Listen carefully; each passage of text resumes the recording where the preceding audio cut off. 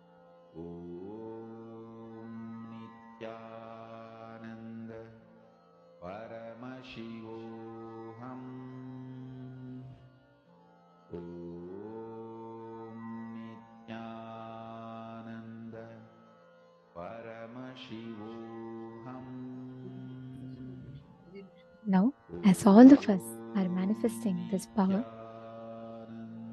we're going to be entering into a very beautiful session. Swamiji blessed all of us to manifest the Ananta Kalyana Gunas of Paramashiva. In this session, let us understand what are those Ananta Kalyana Gunas and what are Ananta Kalyana Gunas in the first place. Let us now listen to the revelations.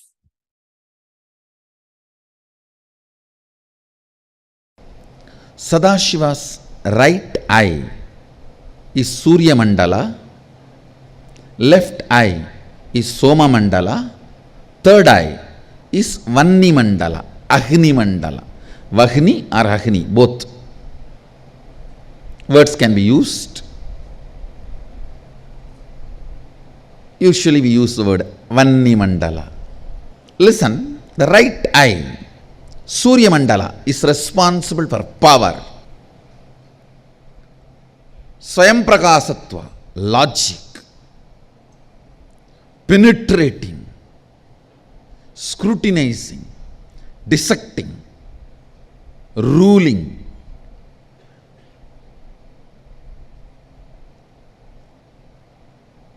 All the aggressive and active tendencies, the Ananta Kalyana Guna, the thousands and thousands of auspicious qualities Sadashiva radiates, in that all the aggressive active qualities radiates through the right eye, Surya Mandala, love, compassion, making it happen, keeping it together, far life, pro-life. Those energies radiate through the Soma Mandala, the left eye. Understand? Romance, love, compassion, far life, keeping it together, making it happen, breaking all the obstacles. All those passive but foundational qualities for life in the Ananta Kalyana Gunas of Sadashiva, the foundational qualities for life, they manifest through the Soma Mandala, the left eye. Giving enlightenment happens, manifesting all the powers, initiation, liberation, all those activities are done through third eye. Kalabhairava and Veerabhadra have been manifested through the right eye. The powers of the right eye, the jata and nail. Subramanya manifested through the third eye. Ganesha manifested from the Soma Mandala. That is why he is remover of all the obstacles. He is always for life, pro-life. He always votes for life, pro-life.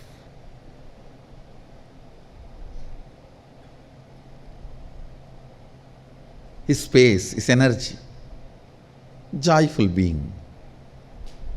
The moment you see, you can see, such a carefree, joyful being, does not diet to reduce the weight and look fit. Happy guy.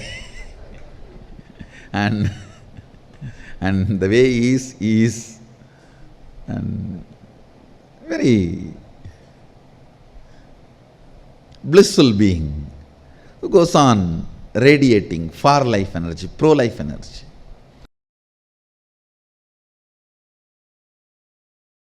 The other day was defining chastity. The achalatva, immovable component of consciousness.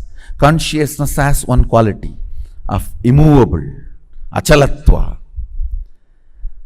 That quality manifesting through your biomemory as naturally, understand, there are some qualities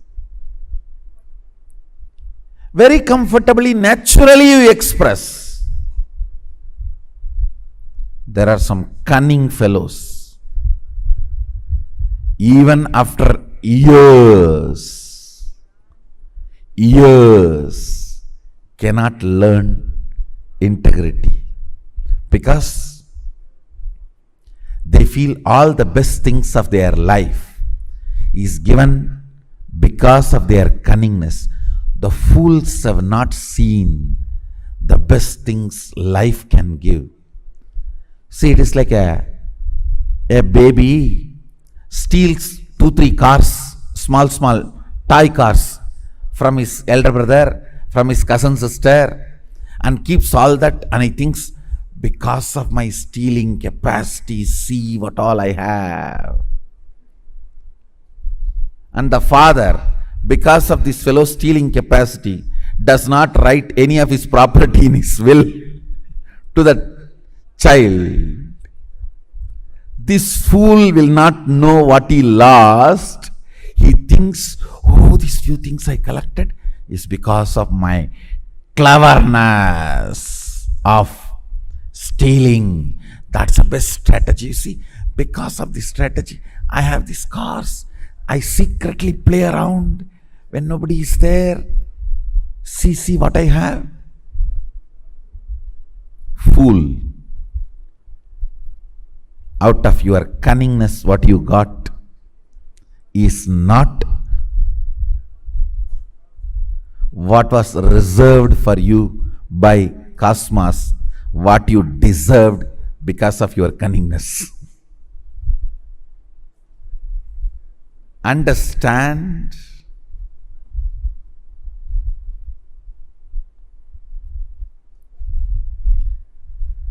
If your cognition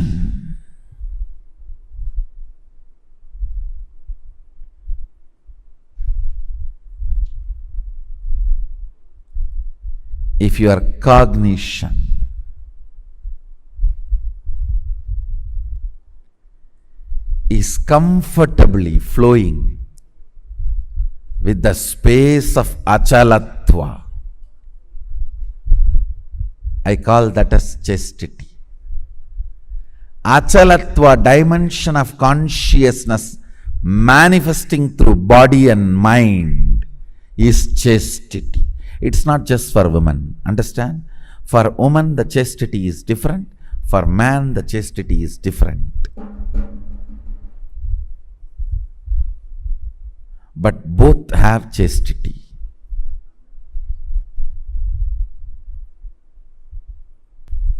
Now understand the fundamental definition of chastity. You see, your consciousness has many glorious dimensions. Eternal, pure. Whether you are complete mirror or distorted mirror, sun cannot be touched by you. Sun cannot be touched by you. You can play with the reflection, but not with the sun. Your consciousness, pure consciousness, has many good qualities. Eternity. It's eternal. Achalatva, stability. Pure, self-effulgent, always alive. So all these dimensions are living cognitions, gunas of your pure consciousness. In Bhakti traditions, the devotion traditions, we call it Ananta Kalyana Guna of Bhagavan, of Lord.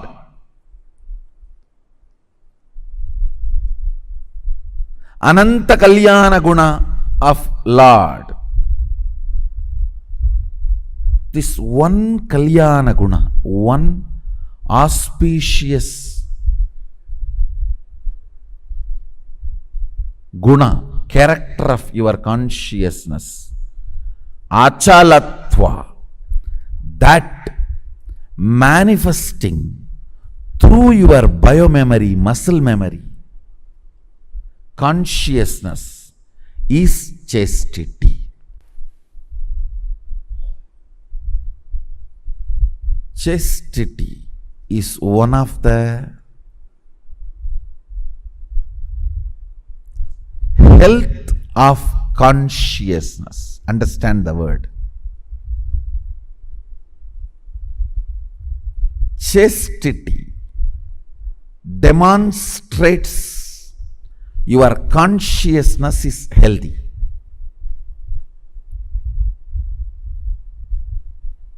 Like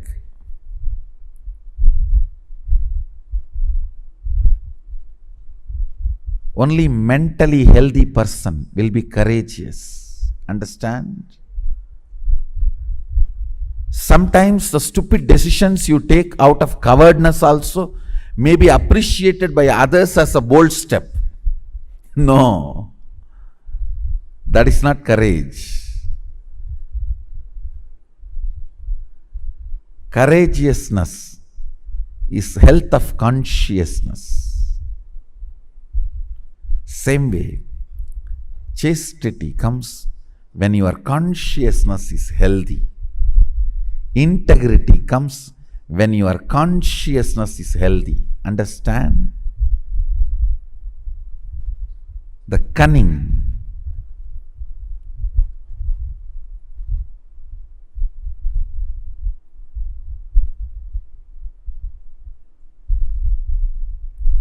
strategies. You may steal few toy cars and toy houses and keep it secretly, but you will miss what Sadashiva reserved for you. With integrity, you will get what he reserved for you. Understand? You deserve what he reserved. But if you think your strategy is more brilliant, then have that few stolen cars and houses you have.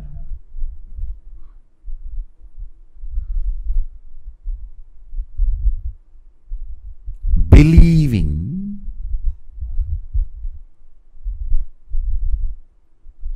non-integrity can pay better things in your life is the worst stupidity can enter into your system. Cognizing integrity pays the best. Integrity brings everything Sadashiva reserved for you. As cognition leads you to enjoy the best of life.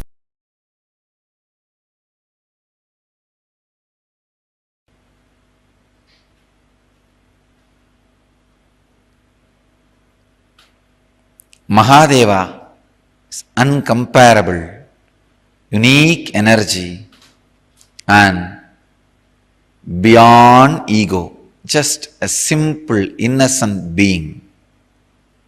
Asudosha, above all, the eternal bliss, eternal fulfillment. Remember the 7 qualities of Mahadeva. I have connected the 7 chakras qualities. Fantasyless being, being beyond fear, being beyond worries, being who goes on sharing, giving, being who is unique, being who is so simple, easily available, being in eternal fulfillment, Nithyananda. Remember these great 7 qualities, because Shiva is filled with Ananta Kalyana Guna. Thousands and thousands of auspicious qualities. Shiva, who is radiating these 7 qualities, is inside you. Your own personality. Understand? Whatever idea you have about you, that personality carries these 7 qualities. So meditate, remember that personality can express these 7 qualities.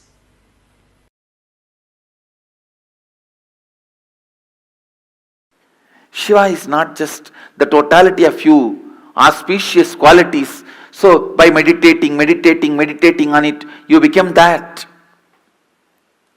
He is totality of auspicious qualities and consciousness. That is why when you invoke him, invite him, he occupies you and graces through you, radiates through you.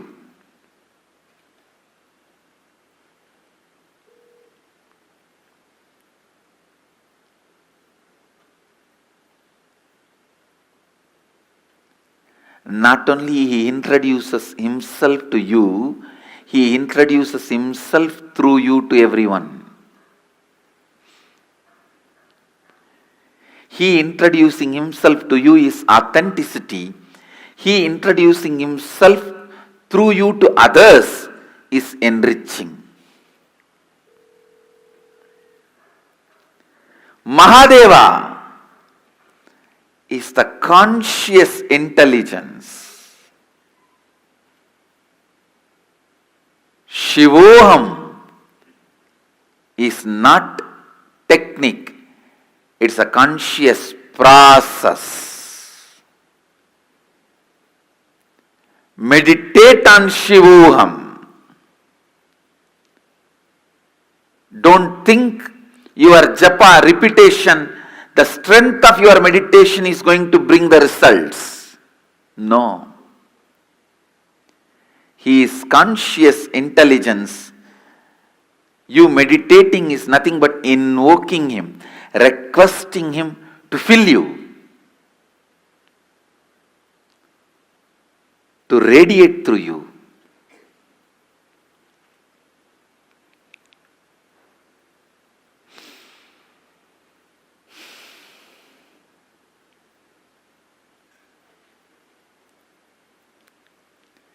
Mahadeva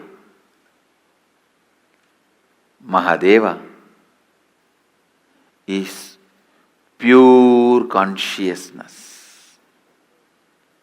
Mahadeva is embodiment of purity. Mahadeva is alive. I can't say, just because I chanted Shivoham for millions of times, I started experiencing Mahadeva. No. Just because he is consciousness, he accepted my request to walk into me. He started radiating himself through me. Understand, he is consciousness is the good news I want all of you to know. He accepts your request even if it is made once. He is Bholenath. Simple guy. His presence is not heavy, demanding. No. He is not Vaikuntavasi. He needs the Lakshmi to press the feet and the Ananta Sesha for a bed and the milk ocean for his presence.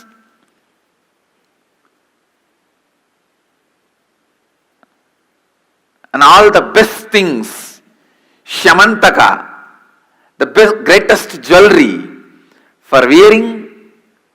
No, I am not disrespecting Vishnu. All I am trying to tell you is, Mahadeva is Bholenath. Even if you are already depressed like a cremation ground, you are almost there, your whole mind is dull, dead, depressed, cremation ground, even then he is happy to dance there. And all your thinking, feeling, everything is full of negativity, negativity, negativity, negativity like a ghost. Even then, he is ready to have you as his companion. Understand,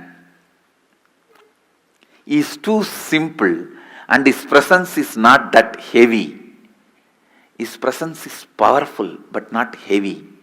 Heavy means demanding. Powerfulness is different, heavy is different. Is Bholenath. His presence is never demanding. His presence is so powerful,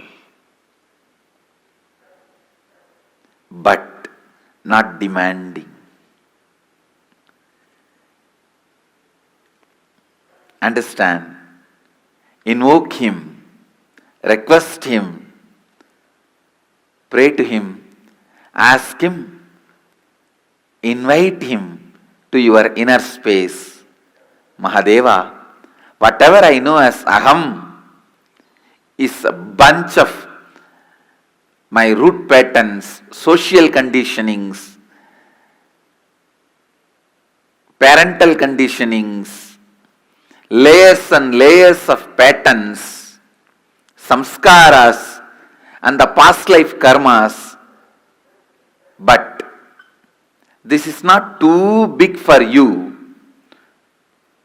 You can burn all this, and this cannot be the reason why you are not happening through me. Can this stop you happening in me? I am completing this and surrendering at your feet. O Prabhu, happen in me. O Mahadeva, happen in whatever I feel as me. Let Aham become Shivoham. Let Aham become Shivoham. Invite him. Invoke him. Request him. Understand, he is conscious, alive, present.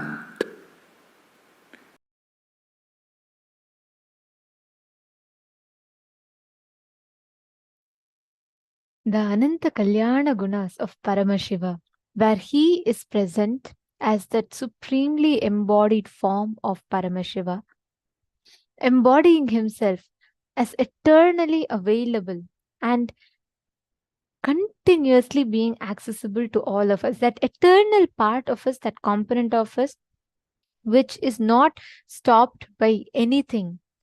That form of Paramashiva, as we all see, is the Ananta Kalyana Guna of Paramashiva.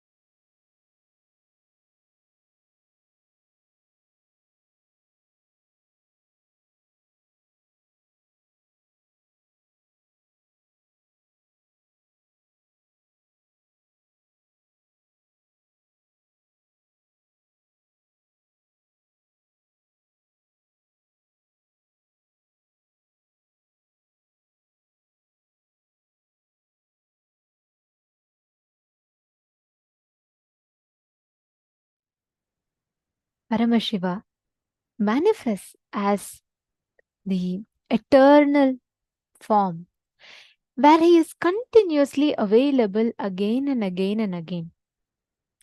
That is the Ananta Kalyana Guna of Paramashiva.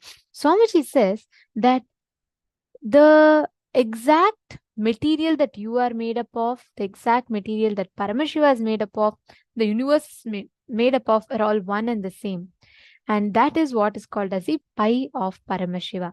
I request all of you to take a few minutes to please share with us and let us know what each of you understood as pi of Paramashiva. What did you understand as the essence, the principle of Paramashiva? Actually, you all should know. The moment you connect, you realize the exact same thing that the whole universe is functioning from. All of these fundamentally are connected through one thread to Paramashiva. That one thread, that one principal unit is the pi of Paramashiva.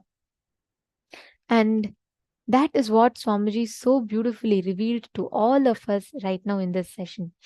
When you connect to that component of Paramashiva, that I in us, the I in you, the I in him, all of this is the pi of Paramashiva.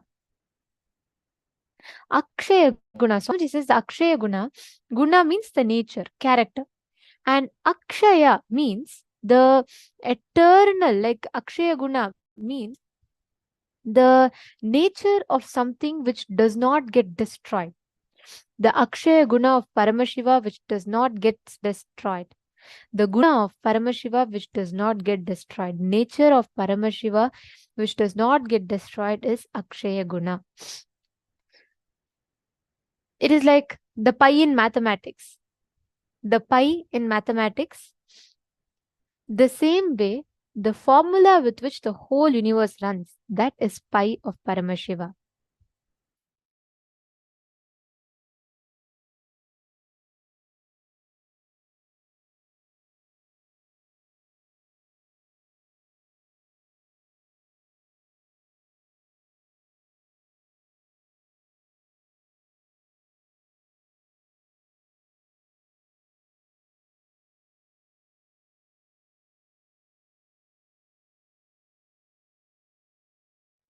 Are all of you understanding? It's such a beautiful principle that Swamiji has revealed. If you just catch the pi of Paramashiva, something you knew, that same component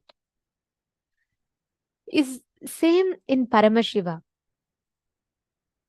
Same way, when you understand this oneness, the principle of oneness, your I is the pi of Paramashiva, you will, the way you see life, the way you perceive life will itself be different altogether. Now, with this same space, let us all enter into the power manifestation session.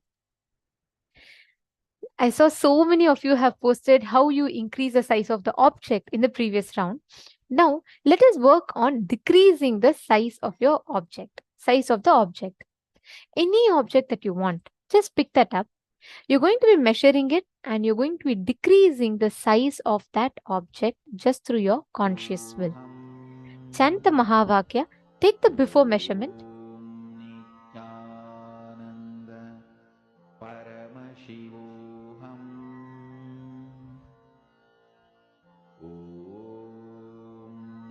Nithyananda Paramashivoham